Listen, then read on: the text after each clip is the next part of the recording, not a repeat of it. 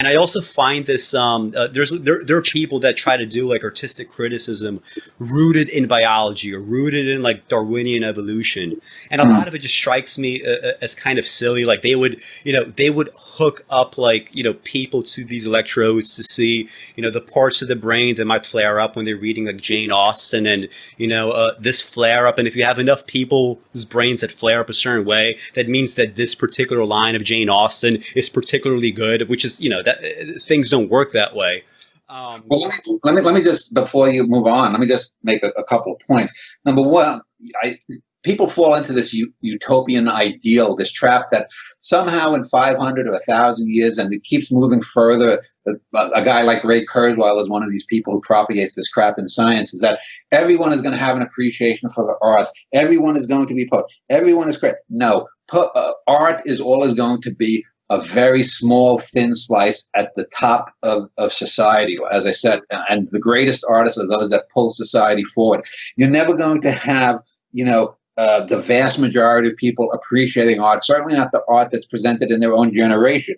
People often mistake creativity, real, deep, fundamental creativity, that thing that's like a jet plane just roaring by, with mere cleverness.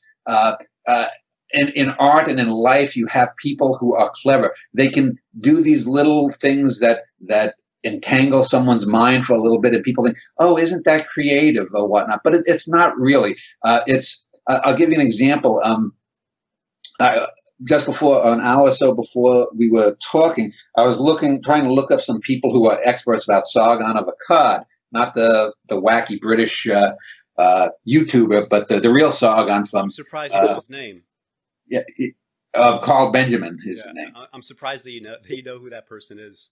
No, because I've seen it. When I wrote a trilogy of plays, so I've done now a couple of interviews about Alexander the Great and Cyrus. I'm still trying to find someone to do Sargon. I got one guy, but anyway, I was trying to look some people up, and I came across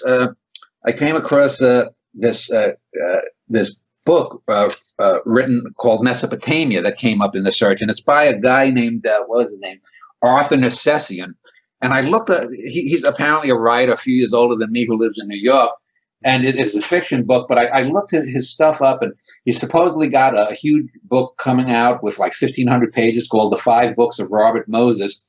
And I looked up some of the writing, and it's utterly generic. It's a typical hipster poser stuff. There's not. I read 3 or 4 pages, and I looked up some 3 or 4 pages of this Mesopotamia, and his writing is so generic. But the whole cleverness thing here is that, we're going to take this writer, and he's gonna reference things to the Near East, Moses, Mesopotamia, but it's going to be set in New York City. And it's going to be totally generic. And the book says much better than Pynchon or whatnot. And from what I read, it's the same cloth that Pynchon and David Foster Wallace are cut from.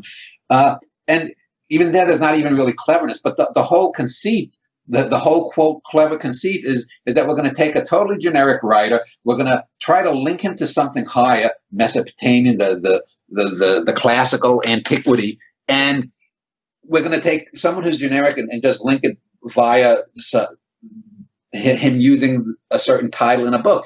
And this is not what art is. And I'll tell you, in 1,000 years, if we're in Jupiter colony, on Europa, or wherever we go, they're going to be bad artists, mostly bad artists there. So getting back to the idea of the utopia, we're never going to have any society where art is rampantly great. Even in golden ages in Italy, during the golden age of art there with Michelangelo and whatnot, even in the golden ages where there were kings and emperors that supported certain arts in China and in Persia and whatnot, and even in the Mongol Empire, it was still a very thin slice. The vast majority of people are never going to be truly nor deeply affected by art. They can't be. I explain this to my wife all the time. These are people that functionally just don't have it. But that's not a bad thing, because if everyone was writing art, civilization, or creating art, civilization would stop. You can't just you need drones, in the best sense of the term drone. You need drones for a society, just like you need artists, but you need a lot more drones than artists to keep things going. That's the reality that a lot of artists don't want to face. They want to say, oh, art's the end all and be all. Art is a great thing. It's, I think, the highest pursuit of mankind. But in and of itself, it cannot survive with everything else.